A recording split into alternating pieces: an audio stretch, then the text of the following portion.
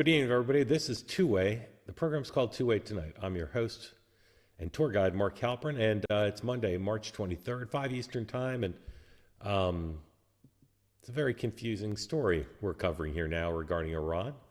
Um, I did a hell of a lot of reporting to try to get to the bottom of a number of questions, and I'll admit abject failure. The range of views about what happened today, what it means, what happens next, it's as wide as a Iowa cornfield. It's as wide as an elephant's behind. It's as wide as the gap between Bernie Sanders and John Breaux for the hearts and minds of AOC. I don't know. It's wide. I'm struggling for metaphors. It's wide. So we've got three great guests tonight. I feel so fortunate to have three people whose views about the questions I couldn't get answered I'm so interested in. And so I'm going to bring them in, and we toy with the format a little bit. I'm just going to bring them in and start asking them all the answers to answer the questions I couldn't get answered. We'll run some news headlines as well, and then we'd love to have you participate if you're here on the platform and would like to get in on the conversation, particularly if you've got answers. That'd be good, but questions too. Please raise your hand if you're watching on X or on YouTube. Please, no smack in the chat, as it says on the sleeve of my fairway and green golf shirt. Peace, love, and understanding. That's what we're all about here. Peace, love, and understanding, even especially during wartime. So here come our guests, and I'm just going to start lobbing questions their way. And I'll tell you, the John Podhoretz is here. John, of course, runs the Commandery Shindig. John, I got to say, I'm here in Europe, and they still love magazines here. There's like newsstands with just like, in the old days, you'd go to a New York City newsstand and there'd be like 100 magazines you'd never heard of, just beautiful covers, a lot of them German, like Hans. And they still have that here. It's kind of incredible. Anyway, John runs a magazine. I gather much of it is what the kids call digital. And one reason I'm so glad John is here is there's a category of people in America who are brilliant, don't much care for Donald Trump, and don't much care for Iran. And now they're faced with a choice of how to think about all these things, because they'd like to see Donald Trump succeed in this one case. So John, welcome. Thank you for being here. Thank you. Hans Nichols of Axios. Hans brings such a wealth of experience to this. He's covered the Pentagon. He's covered the White House. He understands Europe. He understands the mind of evil people like the Iranians. So Hans, thank you for being here. And Katy Balls is here, Washington editor, columnist, The Times of London. Also brings a wealth of understanding to all sorts of things. Katie, did you happen to see the debut edition of Saturday Night Live of UK? Did you watch that thing? I did, and then I watched it a second time when the president tweeted or put on True Social a clip in which the UK Prime Minister didn't come across very well. I feel like I can do a better imitation of the British Prime Minister than that guy did. It seemed poor to me.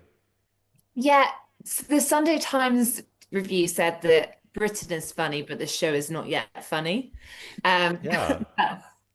Maybe you agree with that. But I think it at least managed to capture some of the uneasiness over the past couple of weeks between the UK and the US. It did that, but you could do that in some other way. As was just written in the chat, I don't read it, but I glanced at it. Tina Fey was excellent, but I believe she's American. All right.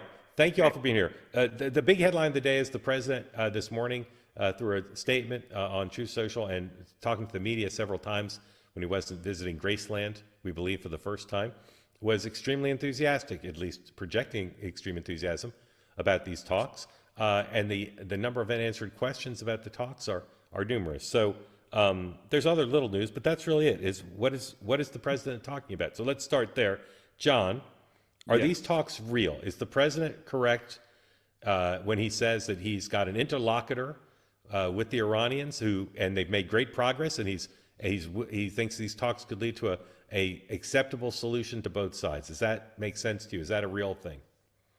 I can't imagine that the talks will produce much of anything, but if we take him at his word, or we take the leaks at their word, they have found an interlocutor in the speaker of the Iranian parliament. Now that is really interesting if you follow the logic. If the malocracy is either viciously or critically wounded, and it's wandering around like a chicken with its head cut off. And the state is surviving, but in this kind of zombie mode. The idea that they may have put their finger on somebody who is slightly to the side with some kind of position of technical power in the Iranian constitution to talk to has a little whiff of Darcy Rodriguez, doesn't it? In other words, like he's found somebody to talk to that he can say, well, this is Iran. This is the new person in Iran that I'm going to deal with. And either doing so can sow dissension among the Iranian government ranks just at a moment when Trump and the US could use dissension so that they're not focused and totally laser focused on the Strait of Hormuz and what they're going to do and are all on the same page, but are all at sixes and sevens over who's actually running the country. That's a pretty good mind game if it's real. I'm not saying that it's real, but if you again think maybe you should take the American president at his word, he's found someone to talk to, and that person is not anybody we've ever really heard of before, unless you were sort of a deep academic scholar of Iran. Right. Katy, what are two things that, if there were a deal, what are two things that the Americans would have to get, and what are two things the Iranians would have to get to agree to a deal? Well, I think for the Americans, the sense of not losing face. So there is an argument that about 2 weeks ago, Trump probably could have called this a success on certain standards in terms of setting the Iranians back, getting rid of Khamenei and so forth. I think at this point, there needs to be a sense that the Iranian regime is more in control, or he has diluted it. But yet you keep hearing that if you keep cutting the head off the snake, perhaps what comes next is less good. So I think a sense is less rampant. And then on the Iranian side, it just seems to me that the Iranian regime feels quite emboldened at the moment because seen on the Strait of Hormuz the sense that it is blocking things. You speak to European counterparts. I was speaking to some today, and lots of them think, the White House talk about 4 to 6 weeks to end the conflict. Lots of these countries saying they got 4 to 6 weeks before they run out of gas and petrol. Hans, how does a good reporter like yourself get to the bottom of this question? Some say that the American military and the Israeli military are running out of munitions, missiles, missile defense capability, and that the president has to end the war because those things are running out. Is that how would one determine if that were true? Oh, you call up someone on the acquisition desk at the Pentagon. I mean, that seems knowable. That doesn't seem like it's imminent. Like that seems more like a spring summer challenge. Yeah. But again, and I don't want to be too skeptical or question people's motives or intents too much, but the Pentagon's pretty good about making warnings on things that will happen if they don't get more money. Now, that's not to say that that's not true in this case, but they're pretty good at that, right? Yeah. They're pretty good at framing debates. They're pretty good. I mean, Obama famously was upset with them on a troop levels because the Pentagon always gives you 3 options and then they always just want you to take the middle one. Right. So I wouldn't, I think that's real. I don't sense, if that were truly real, I think we would sense more congressional urgency on it because they actually have the ability, the committees of jurisdiction have the ability to call up the Pentagon and say, how many munitions do you actually have left? And we haven't heard those tripwires yet. You're starting to hear preliminary talks about how you could plus up the Department of Defense and the Pentagon with munitions with this $200 billion request, but the request hasn't even come over. So it may be dire. I'm just not picking up any vibes or any real reporting that it is yet. So I think I think we're a little bit of ways on that. But they're eventually going to need money. I mean, this is not compounding interest on munitions. Like they go away. You shoot them, they go poof. Second Pentagon question for you, Hans. The Pentagon led us to believe several days ago, echoed by the president, that Iran's military capacity, command and control, ability to fire offensively was diminished down to a vanishing point. And yet, in the last 96 hours, Iran's done a number of things that would suggest they've got a fairly robust capacity. So do we say from that the Pentagon's lying? The Pentagon was ignorant? What do we make of both what the Pentagon actually thinks and what Iran's capability actually is now? Well, the capability, I mean, you're talking about sort of the intercontinental, in the region, the intermediate missiles, right? Well, the That hit intermediate Diego missiles, Garcia the ability and to the drones. continue to the drones, the ability to Yeah. strike Israel with Yeah. with missiles that got through, the ability to continue to control the Strait of Hormuz. A decapitated Yeah. a decapitated government could not hold the Strait of Hormuz. Can I Yeah. object to your framing of this question? Yes, sir. So Iran got 2 Iranian missiles, evaded Israeli air defenses. One hit Arad, one hit near Dimona. There have been 700 missile and air assaults on Israel from Iran, with 15 actual successful hits. 2 of them this weekend, with very limited casualties and extraordinarily limited damage. Well, they still control That the does Strait, not John. suggest a robust Okay. assault, or Okay, you ever- it suggests Yeah. they got 2 through luckily. And second Okay. point that I just want Yeah. to, in the framing, a lot of people freaked out about the attack on Diego Garcia, right? Suddenly they're flying 4,000 miles instead of 2,000 miles, which they said they Yeah. would never do. And it's okay. Yeah. But from my understanding, and I'm of course not an aeronautics engineer or a missile scientist, but from what I understand, the way that they were able to increase the reach of that missile, that it could have hit Diego Garcia, though it did not, was that it had to remove warheads from the missile in order to lighten the missile sufficiently so that the fuel in the missile could go 2,000 meters or whatever it was, however much further it went that it was supposed to go. Therefore, the missile, had it hit, would have been like a pop gun. It was not. I understand every point you're making. I respectfully think it's Okay. not germane to the question I'm asking, Why? which is because they still have enough capacity to control the strait. We for don't one know thing. that. Okay. Well, they are. No, the controlling- capacity to control Right, the Strait of forget- Hormuz has nothing to do with the air power. There's no air power. Well, The it Hormuz does, 'cause stuff in is modern about air power- mining the waters. No, it's also about drones. Okay, it's about drones, but it's also about whatever's on the shore. I'm just you trying guys- to complicate the point here, which Yeah, is that there I seems to understand. be an overarching idea Yeah. that the Iranians are suddenly back and they're robust, and my Well, God, look at all they've this got- air they've power got they're capacity. They've got capacity. We That's all I'm don't saying. know how Okay, much any of you guys heard of Danny? I hate last names that are difficult to pronounce. That's why I like Katy Balls and Hans Nichols so much. Thanks. Danny thanks. Yeah. Danny Sitranovich. You guys ever heard of Danny Sitranovich? Yeah, You have? What do you but know I can't about him? remember why. Well, he works at the I'm Atlantic old and I Council can't and a bunch of remember, but places. yeah, Number Citroen. 10. Number 10. Katie, I want you to take this on. This gentleman put this stuff on X earlier today. I want you to take on his analysis of the negotiations. This gentleman's a foreign policy scholar and a national security expert. Here we go. Long story short, any deal with Iran's current regime will almost certainly be worse than what could have been achieved before the war. Katie, true, false? Don't know. I think there's something in that. I was speaking over the weekend to a bunch of sources, some US, some actually in Iran, some of experience. And I think there is a concern that you can get through various layers of the Iranian regime. You get rid of the Ayatollah, you get through more. What are you left with? And the point that someone who has pretty good knowledge of the stuff made to me, who works in security, was the further down you get, that actually it tends to be the more extreme they are. They don't have their properties in overseas places. They are the more pure radical element.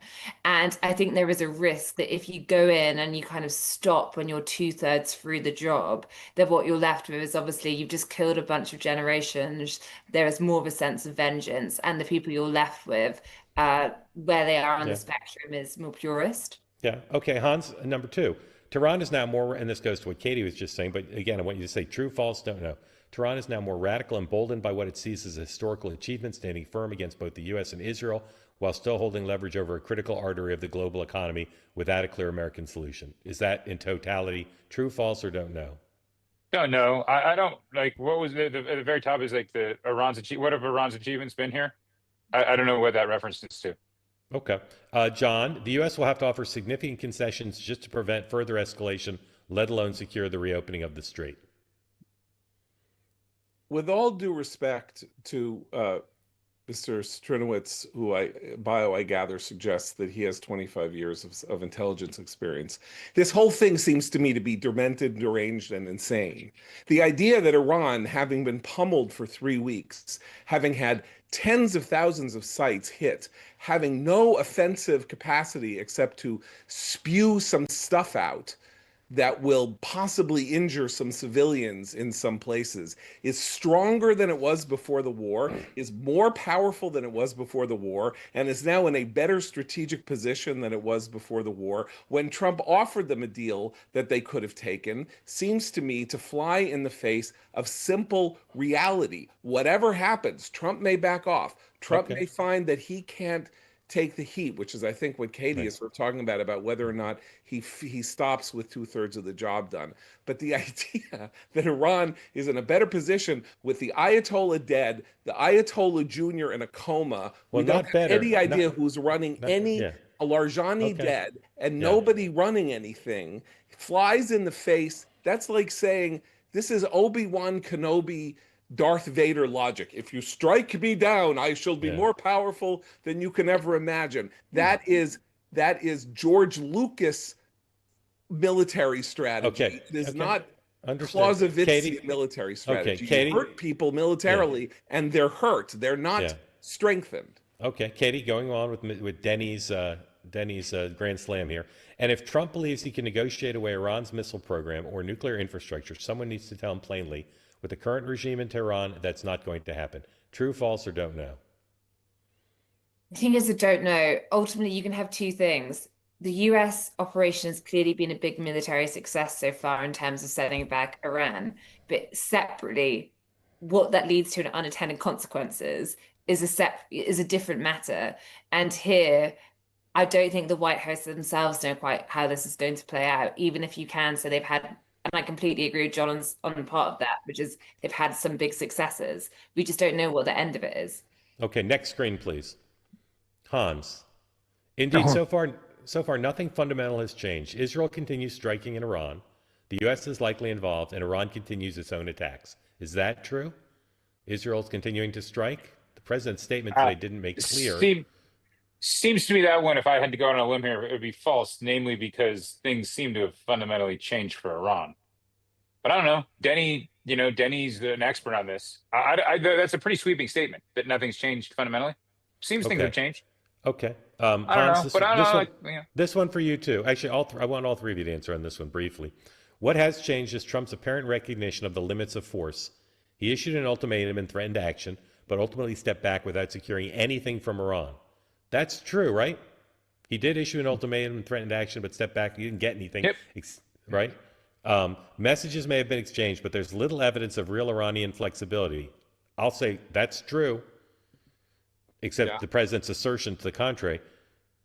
Tehran is clearly not willing to reopen the strait on Washington's terms. John Podhoretz. Yes. Okay. The last sentence is true, correct? It's all true, except it's not. That is to say, it's all true if you assume that everything that we're seeing is Trump being sincere and honest about having made the threat, having been happy with the response to the threat so that he decided to take the 5-day pause in the threat, and that therefore Tehran is inflexible and he's bending.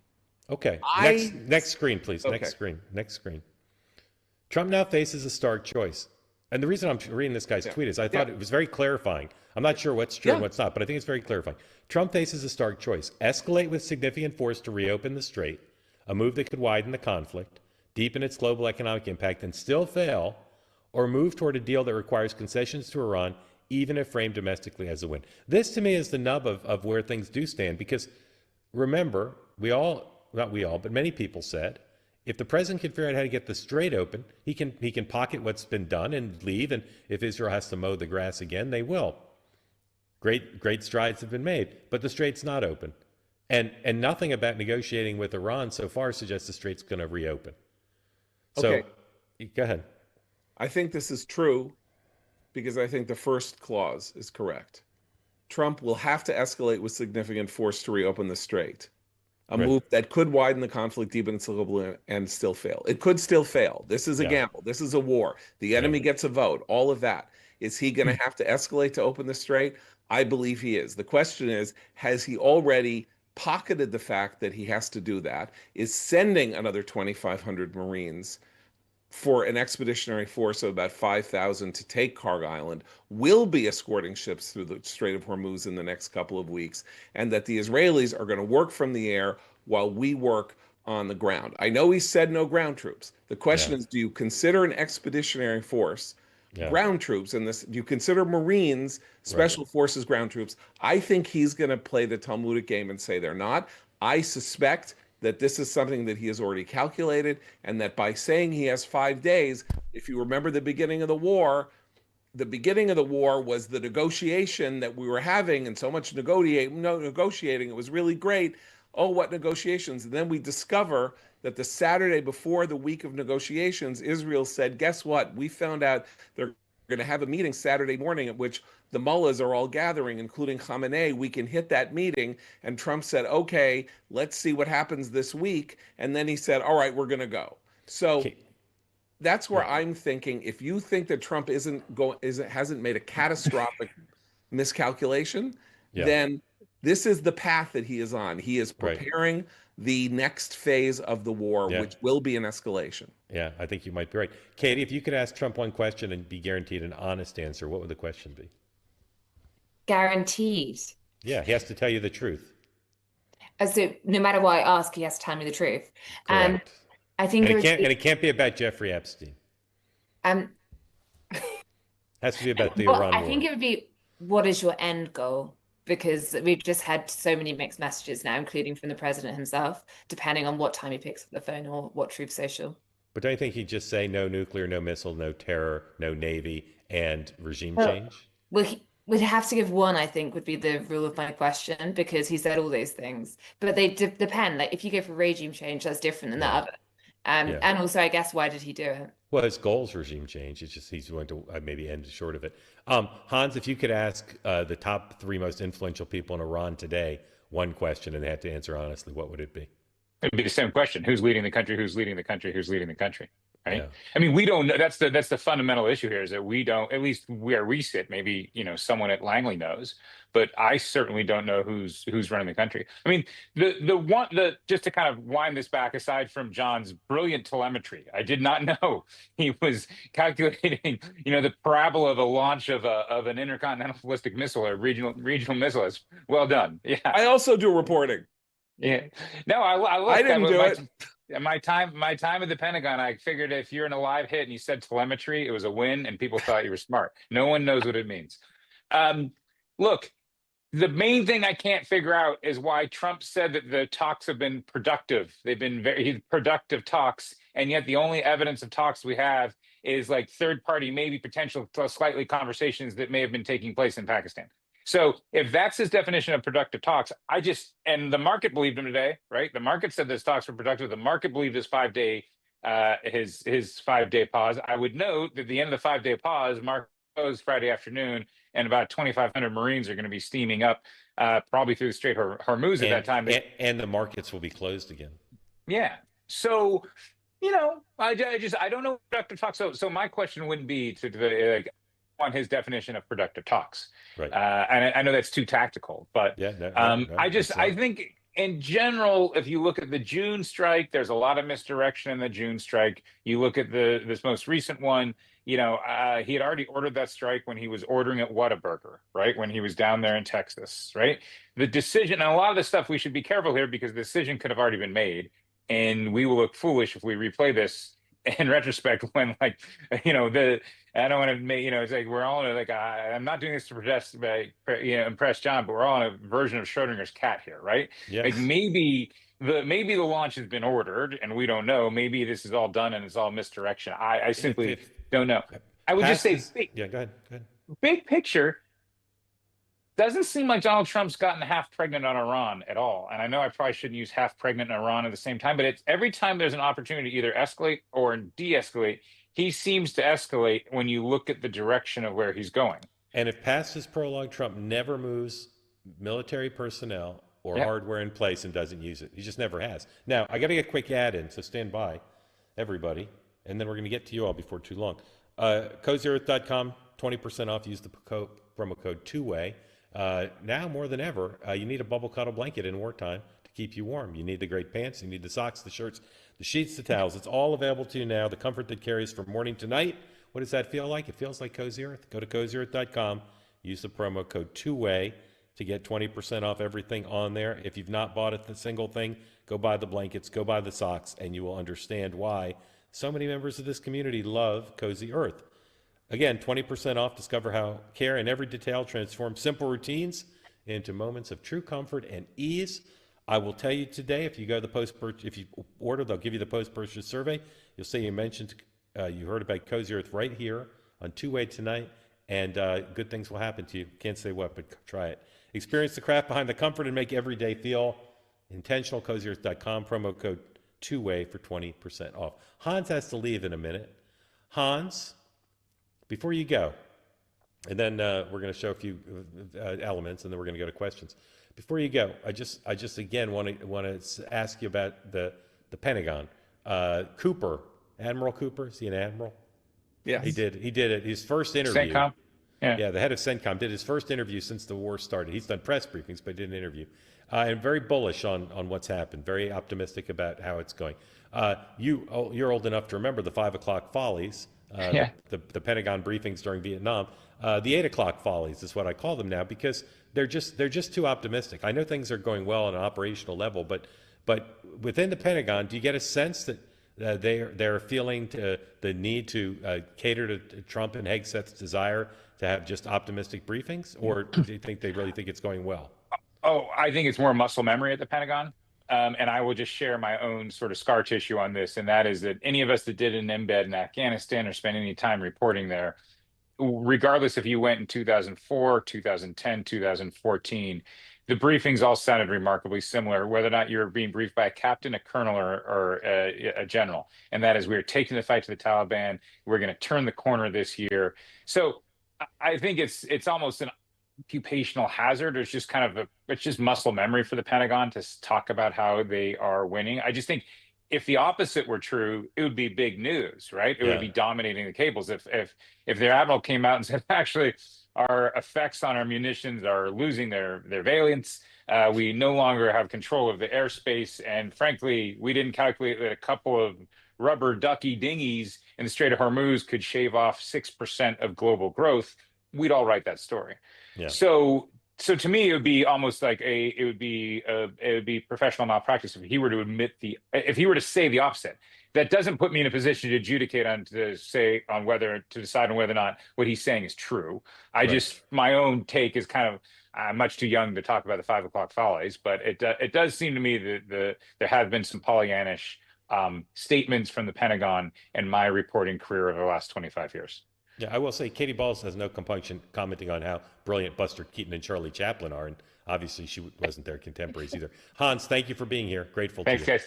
Okay, let's show you some things. First of all, the president went to Graceland today. I don't believe he's ever gone. Have you, Katie, you ever been to Graceland? Not yet. It's on my list. Yeah, John, you ever been there? Oh, yeah. It's kind of incredible. And I hope you know, I want the listeners to know, I hope you guys all know that Elvis Presley was Jewish. Ish. Elvis Presley's maternal grandmother was Jewish, according to Jewish law. Yeah. Aaron Presley. Yeah. Okay. Was in fact halakhically Jewish. So you Donald just Trump. Keep that. Okay. Al Jolson. Okay. Yeah. And Elvis Presley. Mr. Spock. Dr. Spock. Mr. Spock and William Dr. Shatner. Spock, 95th birthday today. Anyway, but Elvis Presley. So basically, Trump is obviously a tool of in the Jews. Israeli hands. That's why he ended up at Graceland. Katie, do you know Adam Sandler's The Hanukkah song? Do you know that? Okay, you need to listen to that. Anyway, he went to Graceland today, and I could show you 100 clips of this because first of all, he posted a picture on True Social that juxtaposed a picture of Elvis with a picture of Trump, like half of their faces each, and he said, "People often tell me I look like Elvis," and I know Elvis fans who don't like Trump are going to freak out by this, but he does look a little bit like Elvis. He really does. And here he is going into Graceland, and I'll tell you why I'm showing you this in a second. This is number 18, please. Hello,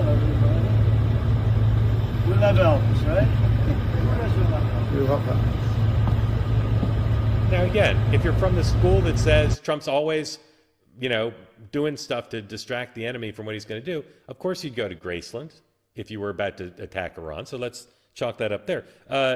Again, the president throughout the day talked about how pleased he was with the talks. The Iranians have the Iranian speaker, who has been identified not by Trump but by news organizations as the interlocutor. He denied any contact, but now there are reports that there's been contact, but doesn't mean this is going to lead anywhere. Here's the president at one point today talking about that he thinks the talks are real. This is, let's see, let's play number 3 and then number 6 back to back, please. You could say something. Good discussions, very, very good discussions. And you have to understand, I know my whole life has been a negotiation, but with Iran, we've been negotiating for a long time. And this time they mean business. And it's only because of the great job that our military did is the reason they mean business. They want to settle, and we're going to get it done, and I hope. So hopefully this will be possible, but no matter what, we'll ensure that Iran never obtains a nuclear weapon. The price of oil will drop like a rock as soon as a deal is done. I guess it already is today. No, we have a very serious chance of making a deal. That doesn't guarantee anything. I'm not guaranteeing anything. I'm not going to come out here in a week or 2 weeks and have you all say, oh, you said. I didn't say anything. All I'm saying is we are in the throes of a real possibility of making a deal. And I think if I were a betting man, I'd bet for it. But again, I'm not guaranteeing anything. They want to make a deal very badly. Katie, is that a guy stalling to move more forces in place and knows there's not going to be a deal, or is that a guy who is being true when he says better than even money, there's a deal? I think there's a guy who wants to keep his options open. And we know that if you go back to just before the first term, after he'd won in that period, and I think it was the New York Times, so he talked about his foreign policy, and he said, but he thought the fatal mistake previous presidents had made was saying exactly what they were going to do, and therefore it's best to surprise people and not completely be honest. And we saw that last week on the Pearl Harbor point in the Oval Office when the Japanese asked him a question. He said, oh, well, you didn't tell me about X. But I think it does mean that it just means he can say one thing, and as you say, often it's a sign that he's about to do something else completely, but he just wants to keep the space that he can go either way. Yeah.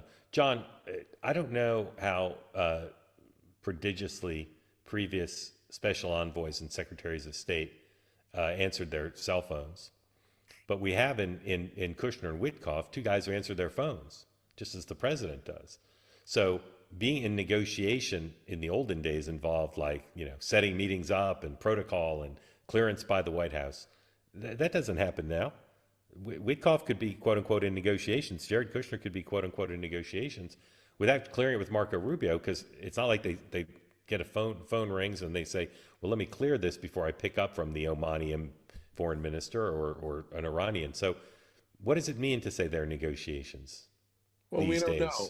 I mean, I'm more inclined to your first point, which is that he's buying time, that basically are moving assets into place. And the possibility of a deal is that the Iranians understand that in the moving of the assets in place, and this is the theory, okay? Just this is one theory, that with him moving the assets in place, with him readying an actual humiliating ground force siege of their lifeline, their economic lifeline, their territory, with no ability to respond, and with another 5 days of bombing, and with whatever else is going on with Israelis on the ground and elsewhere, that they will cry uncle before they actually find themselves completely and irrevocably humiliated and destroyed. I doubt that that's the case, but that's one, if you were making odds, you would say there's a 20% chance that would happen. And if you're a deal maker like Trump, 20% of things happen a fifth of the time. So it could happen. And otherwise, he is doing what you're supposed to do, which is, as Reagan would quote the great Roman general, si vis pacem para bellum. If you want peace, prepare for war. If you want peace, he is providing the conditions for peace by preparing the conditions for war. And then at some point, he's going to have to probably go to war on the ground to secure the facility, to close off the last possibility of Iran's being able to collect enough money to keep itself going. And that will also be a way that they can establish a beachhead on the strait, that they can protect the strait from Iranian hostilities. But well so said. there we go. Yeah. Okay. Thank you. One more question for me, at least I think one more, and then to a community question. So please raise your hand. There's so many things we don't know here. Even if you're a very well-informed government official or a reporter or a military analyst or proprietor of a magazine or a Washington columnist for one of the world's leading news organizations, how much military capability does Iran have? Who's in charge of the Iranian government? How's the economy? What's the status of the potential uprising of the Iranian people? What are the discrepancies and the goals currently between Bibi and the President of the United States? What is Trump actually doing here? As Katie said, what is his end game at this point? And I spend a lot of my day getting queries from and then opinions from people in government, finance, journalism, who don't know the answers to these questions and have all sorts of theories about, well, the mullahs are afraid of being killed, or the mullahs are Persian and they're never going to give up, or you know, they're all in it for the money, or whatever. Like there's a lot of theorizing. So I just want to conclude this portion of the show. Katie, first, what are germane things that you feel confident are true? What are germane things to all of this, of what's going to happen next? What will the president do? What will Iran do? What are the germane things that you think are factually true? I think the main things today probably are that the US have had a strong military operation, and you can criticize the overall strategy, but you cannot deny they have had lasting impact and a successful operation in many ways, high efficiency against the Iranians. And I think on the other side, I think that it's hard to deny the fact that the US side has been slightly surprised by the Iranian response, and I think has underestimated the Strait of Hormuz, how that would play out. And therefore, you see with some of the measures they've taken on gas, trying to reduce the prices, Iranian oil already at sea being allowed to be bought, lifting sanctions on that. I think all those things is not to say that Trump has no end game, but certainly I think it's been a bit more complicated on the economic side in terms of the blowback than they had initially envisioned. And you can see that from some of the briefings and things we're hearing from the energy secretary saying it will be a bit like Venezuela, it's a blip in oil, and it not being like that, and just how Trump is now, you know, in a way playing for time, whether that's for negotiation or to launch another attack. That was brilliant. John, don't repeat Katie's as good as they were. What else do you think are known knowns that are germane to understanding what will happen next?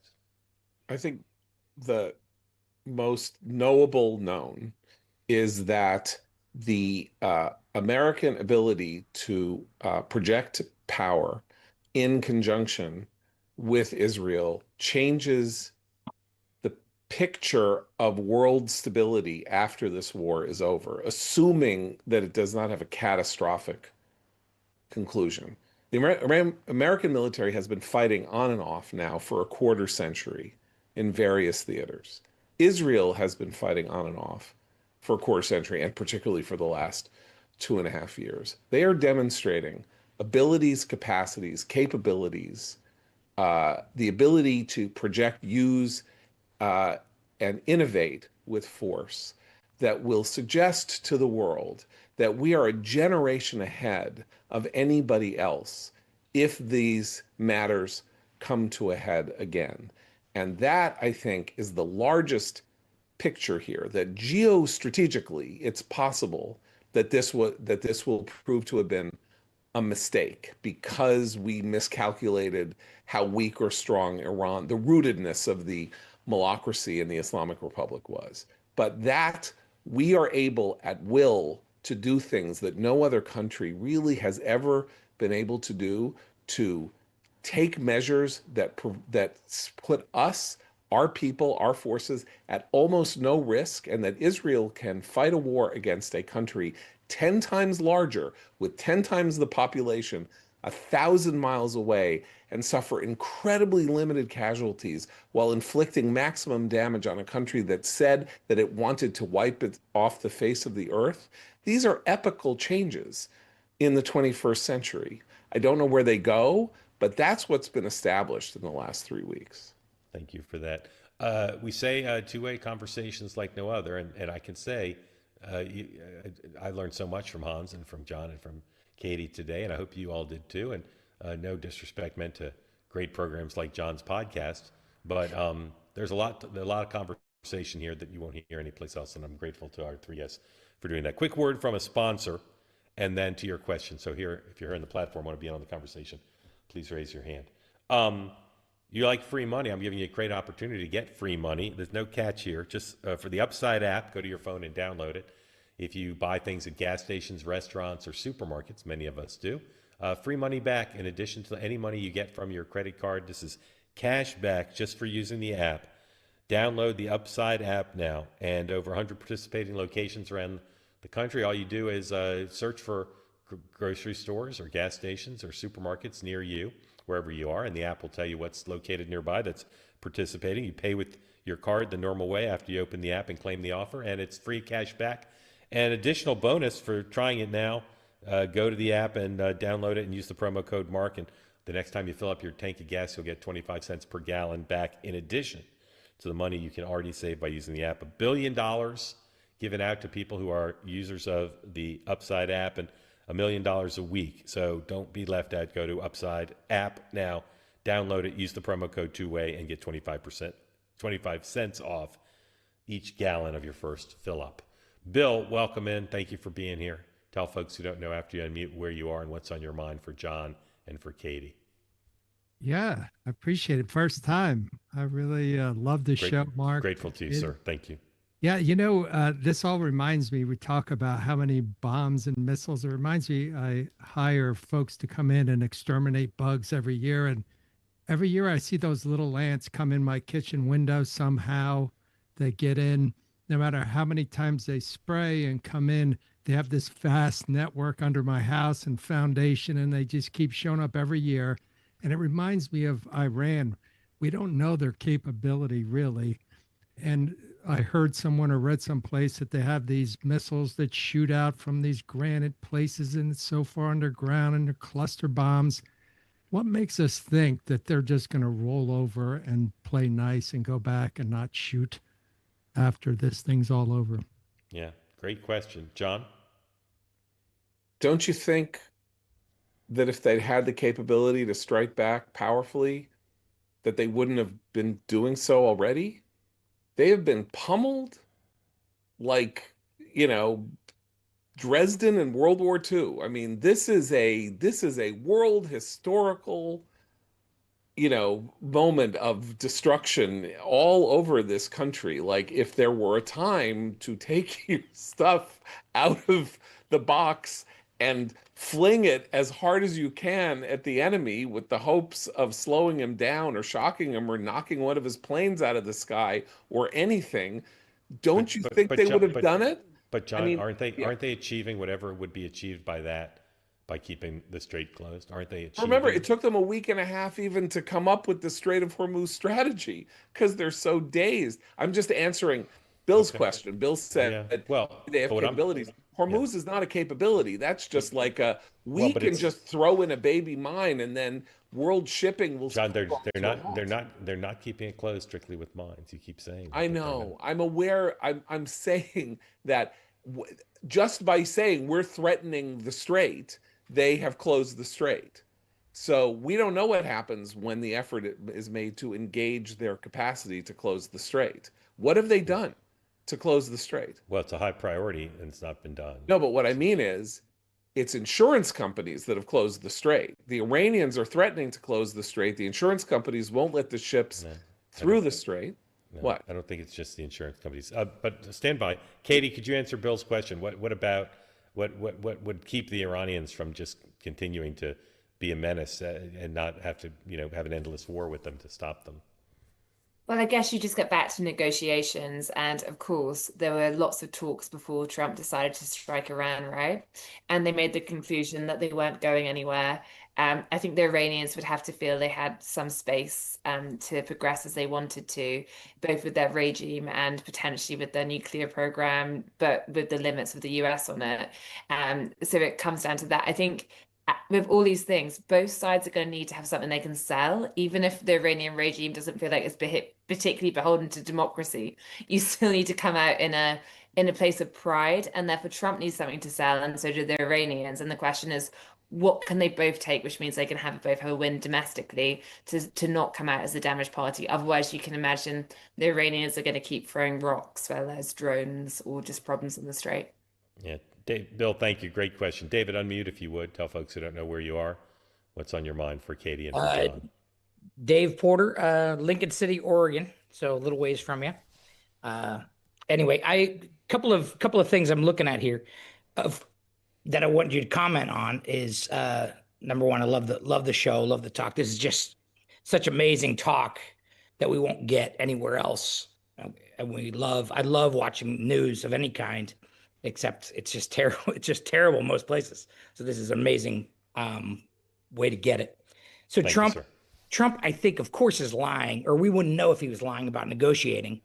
But they're having such a limited amount of communication among the IRGC and the people in charge there. I'm not sure they would know if somebody else was actually negotiating. So if he is lying about that, I'm glad he's lying about it. I think it does us good. It would hurt my soul to know that they were telling us the truth of what was going on all the time. We have to have faith in our leaders, and 50.3% of us do or did at one point. So the other thing that tells me it's going well is the mainstream media doesn't have a whole lot of grasp. If they had anything to grasp onto, they would be throwing. The Strait of Hormuz is obviously something you would have gone into war even knowing that was going to happen. You're going to have to deal with that. You knew that was going to be a problem no matter what, and you're going to have to figure out how that works. But the Sunday talk shows yesterday had very limited, the Sunday news shows, which I hate watching anymore, but they had very limited attacks on Trump of real stuff. There was nothing, and they'll come at him. Yep, hold on. Let's let them respond to that. Katy, thoughts on David's last point about the press coverage and not having very much to say? Yeah, I mean, we've definitely seen the White House criticize a lot of the press coverage, saying, "Oh, you guys just, you're not on the side of the West. You're almost on the side of the Iranians. You're looking for holes. You're looking for problems." And I think it's also been interesting, a slightly side point on it, which is often we've seen with these conflicts or wars, there's a rally around the flag effect where voters kind of cling to the incumbent government because there's a sense of the nation coming together. And so far, we haven't seen that in terms of the polling, in terms of attitudes towards this war, even if I think it's fair to say Republicans are still broadly behind Trump, no matter what certain MAGA figures might say. And similarly, I think the press coverage is because I think it really comes down to the fact that because Trump hasn't set out a clear, this is how I know if it's success or a failure, the press keep digging on it. But we've also had problems on the US side. You think about the strike on that school early on in Iran, the girls' school, and obviously it's a preliminary investigation, but the White House aren't denying that's finding the US are involved. So I think it's natural for the press to scrutinize. I do understand when sometimes people think that it veers more into looking for problems for the sake of it. But I think there's a natural check system to a degree on it. But I think partly it's a frustration because the press are frustrated. They don't know exactly what Trump is planning and everyone wants to know. And it turns out calling him for a 30-second interview doesn't tell you either. I just say Trump has been more responsive personally as president in the course of this war than any leader has ever been about anything ever. He talks every day. He calls reporters from Channel 12 News in Israel and talks to them for 10 minutes. He talks to this one. He's giving press conferences on the tarmac. He's talking here. He's talking there. People say he's not making clear what his goals are. That's because what he is not saying is, what I want at the end of this war is regime change. Is what he wants at the end of this war or in the course of the next year after the hostilities are in place, regime change? Of course he wants regime change. He said he wanted regime change 2 months ago before the war started. Why wouldn't he want regime change? He has decided not to make that the be-all and end-all of the war, the Appomattox moment of the war, because he might not get that is what happens after the war is over, when the dust settles and the Iranian people look around and say, who's left to kill us if we want to rise up and take our government, or that other forces in the military in Iran say, we're not going to listen to the mullahs anymore, or we're not going to listen to this guy in the IRGC anymore because our 5 top commanders are dead, they've been killed, and I don't know who this guy is, and I'm not going to listen to him, and maybe I should run the things, or the parliament should run things, or this one should run things.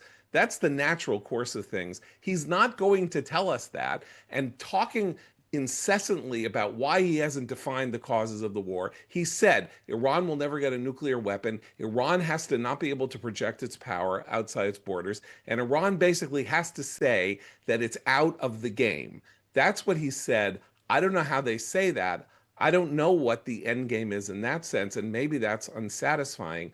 But reporters know enough after 23 days of this not to keep banging, as my grandmother would say, hocking a chinik, banging on a tea kettle, demanding that he speak the words that they want him to say. It's ridiculous. He's talking all the time. And some of it's true and some of it's not true. Winston Churchill said that, war is protected by a bodyguard of lies.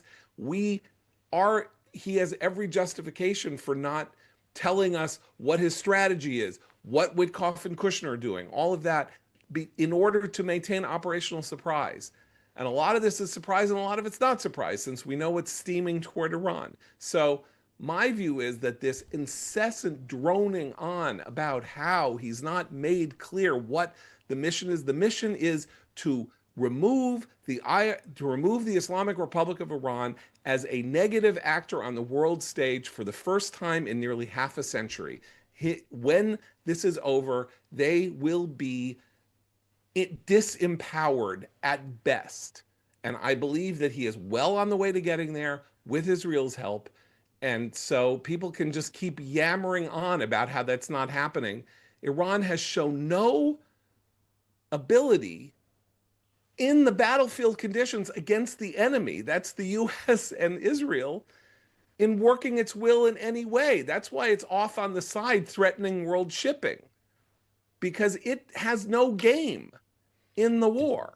David, thank you. I agree, John, I agreed with you up until the last point, but up until then, I thought you were brilliant. Thank you. Right on point.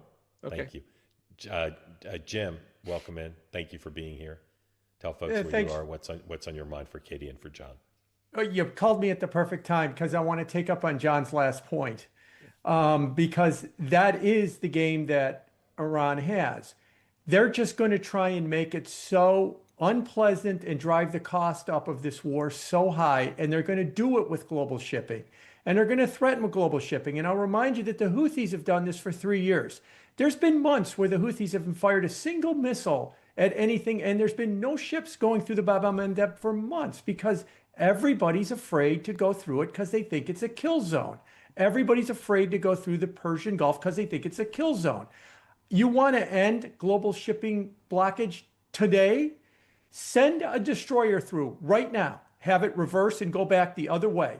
And if we don't see 200 drones fired at it, everybody will start moving.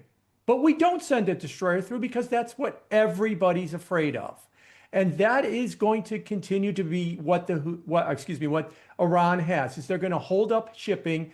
And if we go at Karg Island, the other thing that everybody's afraid of is they're going to unload their bolt on Saudi Arabia, on Qatar, on Bahrain, on the UAE, and they're going to drive the price of oil to $200 for a year because they're going to break so much infrastructure. I'll remind you, last week, that when they fired at the Qatari oil field, the Qataris in the US shot down every drone but one. And that one drone took out 17% of their production, which is 3% of world production, for maybe 3 years. They only need one $20,000 drone to come through. So this is a major, major problem that the US military did not plan for right now. And it's going to be difficult for them to get through this unless there's a negotiated settlement. Because can they get the Strait open? Yes. But can they get the Strait open and also cause $200 oil for a year? And that's what we're afraid of right now. I'd like to get your thoughts on that. John, I agree. Jim, I agree with everything you said, except the only thing I'd amend at the last point is not just $200 oil for a year. It may be at the great cost of loss of American life and allied life. also. I didn't mean to say you were insensitive to that. I just think it's another variable here in the challenge. John, that's mostly directed at you. That is a brilliant. And just brilliant. Just to be clear, John, many members of the community, based on the comments, which I don't read, but I intuit, I think a lot of what you said tonight is brilliant, but think you continue to downplay not just the symbolism. You keep suggesting the Gulf, the Strait is a sideshow. No.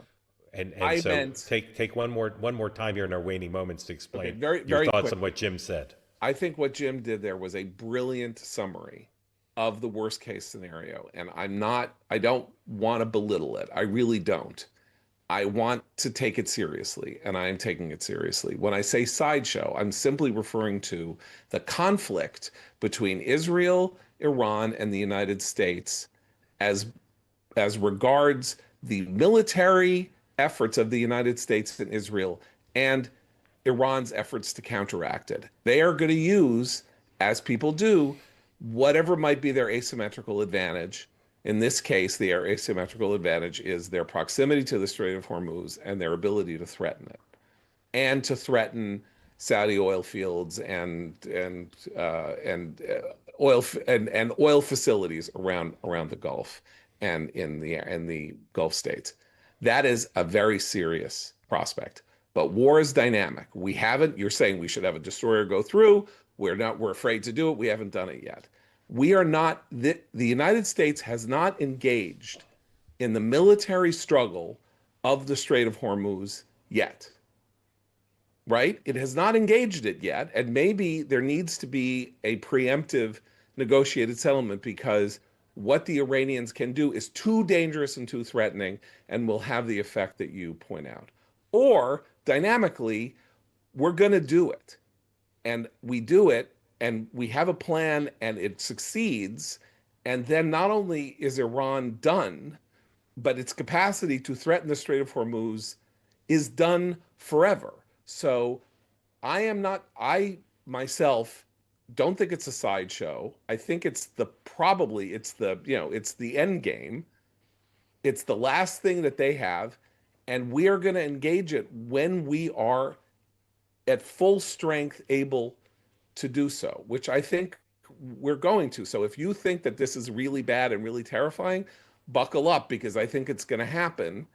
And I just want to remind people also, because I said this on my own podcast, and I know I'm like, I was 12 years old when OPEC shut down the West's access to oil, period. An embargo on the West that had 7 years of a depressive recessionary effect, and then sprung up again in '79 after the Iranian Revolution. Like, that's an oil shock. Gas went up. Prices of a gallon of gas in the United States went up 5-fold in 3 weeks or something like that. It was 30 cents a gallon. It went to $1.50. It's practically never gone below that in the half century since. And we did not have access to oil, and we were then a net importer of oil. We're not a net importer of oil anymore, but the world is an oil market, and that's why Trump's threats to Europe are pretty serious. Like, in other words, like, if everything chokes off, we're going to have expensive oil just like you are, but we have oil and you don't. So maybe you should do something to make sure that Iran isn't able to threaten the Strait anymore. And so should China, and so should Japan, and so should South Korea. That's your lifeblood. We kind of own our lifeblood here because of natural gas and because of fracking and all of that. And so I still think that Trump and the Pentagon are fully aware that they have got to have a resolution on the Strait. And as I say, maybe that'll happen by Friday. Katie, maybe there'll be a deal by Friday, because that's face saving. I doubt it, though. Katie, when John and I walk around the Upper West Side in Zabar's, and someone will say to me, "Well, who's that with you?" I'll say, "That's my friend John. He's the most optimistic Jew on the Upper West Side," because he's pretty optimistic about this. Even though I'm kidding, of course. But John paints a portrait of success. Where would you say we are now in terms of the binary non-zero sum? Is the U.S. and Israel, are they on track for success, or would you be more pessimistic about the prospects of success, however that ends up being defined? I mean, I think success is still possible. I think on the Strait of Hormuz, it's interesting how obviously I work for a British newspaper. We spend a lot of time talking about Keir Starmer. Donald Trump is not particularly happy with Keir Starmer these days. And depending on the day, he's angry at Keir Starmer for not sending boats or allowing use of bases sooner. And then he says he doesn't need it. But then often the next day he says, actually, do send that boat, which I think speaks to his own complications over how you deal with the Strait of Hormuz and how maybe the US doesn't want to send boats solo and they actually want to have their allies help. And even today in Parliament, the Keir Starmer's having what we're calling a Love Actually moment, which is when a fictional prime minister stands up to a US president saying, I'm not going to be bounced into action. And it's making Keir Starmer quite popular. So I think he needs the help of his allies, even just for solidarity. But in terms of where I think this is going to go, I think the problem is this is Trump, I think it was last week, said, when does this end? He was asked in one of his multiple interviews, and he said, it's a feeling in my bones. And I think the problem for the president is not just a feeling in his bones, it's also what Israel does and it's what Iran does. And therefore the ending is not fully in his making. Yeah. Jim, thank you. Can I ask a quick exit question? It's got to be super quick, Jim. If they open the strait by this summer and the price of oil goes to $200 as a consequence, is that a success? Of opening the strait? They open it, but it also causes the price of oil to go to $200. Is that a success? Before it's opened. Yes. Oh, before it's open. Depends on if it comes back down or not. Okay, here's my line, and I'm gonna. You want me to be honest? I'm gonna be honest. The removal of Iran as a threat on this planet Earth and to the future of the Strait of Hormuz and to the future of the planet is worth a real serious abrupt shock. Yes. Do you own a car? John, do you own a car? Of course I own a car. Okay, just checking. I don't know. I wouldn't call that a success for the midterms. Yeah. Well, the midterm, I you know what? I don't give a shit about the midterms. Yes, I know. This is Jim, for all the marbles. I hear it's for my people. Yeah, by the way. John, I hear you. And okay. John, I gave you a little bit of a ribbing at certain times tonight, but I love it. But you're speaking for tens of millions around the country and around the world, and I love how strong willed you are. And I'll go back to the beginning. You're not a huge Trump fan, and yet you're thinking about this in a clear-eyed way, which is really super impressive. Thanks to John and Katy and to Hans. Thanks to all of you, and for those particularly who raised your hands. I'll be back 9 a.m. Eastern time tomorrow with the morning meeting, and we'll have a full wrap-up of what's going on overnight in the markets and whether Israel attacks Iran overnight. I'll be curious to see if that happens, and the latest, of course, on all the prospects of negotiations. Thank you, Katy. Thank you, John. Good night, everybody.